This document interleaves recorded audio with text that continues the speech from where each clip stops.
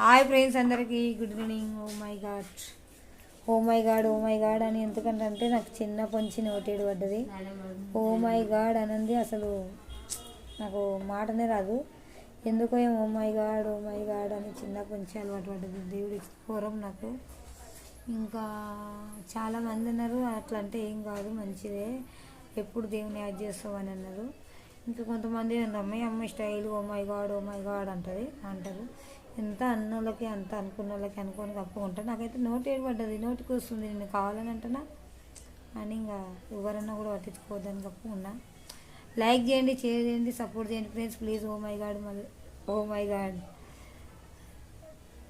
నేనైతే ఇంటికి వచ్చేసిన 3 రోజులకు మళ్ళీ 7 రోజు అయితే వర్షం పడ్డది.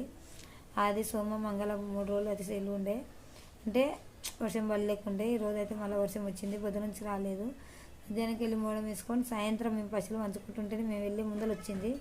పశువులు వంచుకొని కొద్దిసేపు కూర్చొని వచ్చినాము, ఎందుకంటే వర్షం పడుతుందని. మా ఇల్లు దూరం ఉందిగా అట్లా అని చెప్పి నేను నానిపోతాని మా అందులో పనిచేసేది మేమిద్దరం కదా, ఆమె ఇల్లు దగ్గర ఉందని ఆమె నాన్నది, నేనే దూరం ఉంది నాన్న అని చెప్పి కొంచెంసేపు నిలబడ్డాము.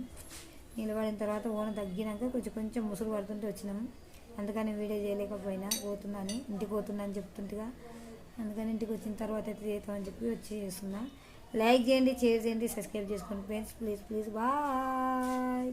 మా ఆయన ఇంతవరకు రాలే, వస్తే వీడియోలు చేస్తా. బాయ్.